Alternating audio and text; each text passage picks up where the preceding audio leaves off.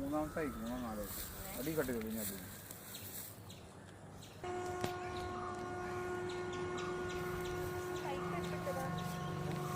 Pipe പറഞ്ഞില്ലേ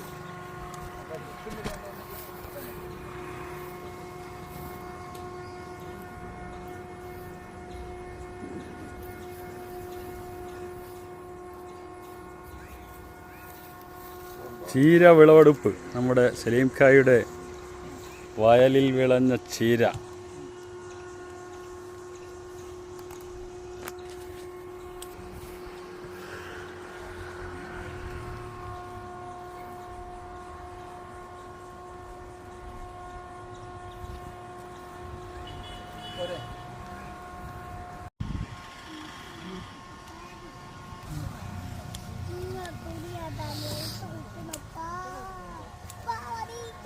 എനിക്കത് എത്ര കാലം പിടിക്കൂ? എത്ര കാലം കൊണ്ടാണ് ചീര റെഡിയായത്? പെട്ടെന്നുണ്ടാവില്ലേ? ഒരു മാസോ? അഞ്ചാമത്തെ വിളവെടുപ്പ്. ഓ, ഒരു മാസം എടുക്കും? ഒരു മാസവും അത്ര എടുക്കൂല. ആ പെട്ടെന്ന് തൈയാക്കി നട്ട് കഴിഞ്ഞാൽ പെട്ടെന്ന് റെഡി ഉണ്ടല്ലേ? ആ ആ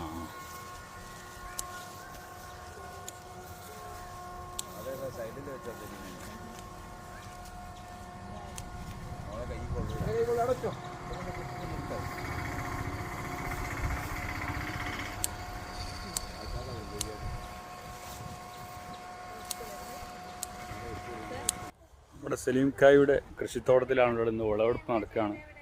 നമ്മുടെ പഞ്ചായത്ത് അധികൃതർ കൃഷിയായിട്ട് ബന്ധപ്പെട്ട ആളുകളൊക്കെ എത്തിയിട്ടുണ്ട്. അതുപോലെ വത്തക്ക ഇവിടെ വിളയിച്ചെടുത്തിട്ടുണ്ട്. അത് നമുക്കൊന്ന് കാണാം. ഓ, വത്തക്ക വിളവെടുപ്പ്. വത്തക്ക സാധാരണ നമ്മുടെ നാട്ടിൽ ഉണ്ടാവില്ല എന്നാണ് പറയുന്നത്. പക്ഷേ നമ്മുടെ സലീം ഖാ വത്തക്ക കൃഷി ചെയ്ത് എടുത്തിരിക്കുകയാണ്. അപ്പോൾ അദ്ദേഹം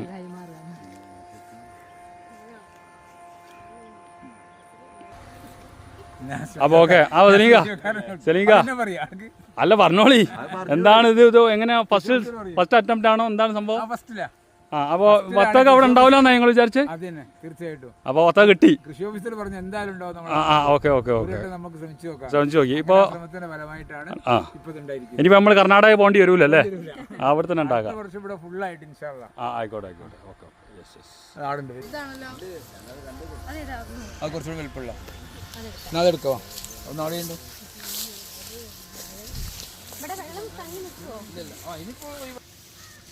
ഈ ഒരു മഞ്ഞ നിറാവുന്ന എടുക്കട്ടെ. ഞാൻ പോകരുത്.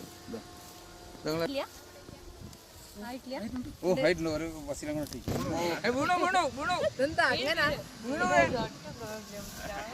ചീരയും വത്തക്കയും എല്ലാം എനിക്ക് തന്നെ വേണം. അതെ, ഗംഭീരായിണ്ടല്ലേ?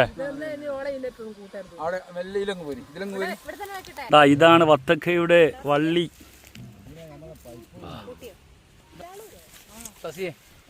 ഇഷ്ടം പോലെ വത്തക്കയാണ് മക്കളെ.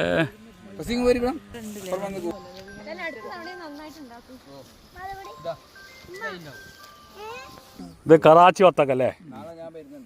ആ ഓക്കെ ഓക്കെ. ശ്രീലക്ഷ്മി മാഡം, നമ്മുടെ കൃഷി ഓഫീസർ. മാഡം, എന്താണ് ഇതിനെ കുറിച്ച് പറയാനുള്ളത്? ഇപ്പോൾ വിളവെടുപ്പ് നടത്തിയല്ലോ. വളരെ ഹാപ്പി. മാഷിന്റെ ഫസ്റ്റ് അറ്റംപ്റ്റ് ആയിരുന്നു വത്തക്ക കൃഷി.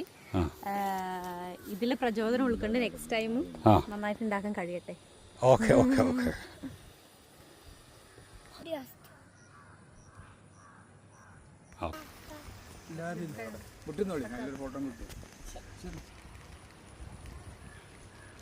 ഓക്കെ.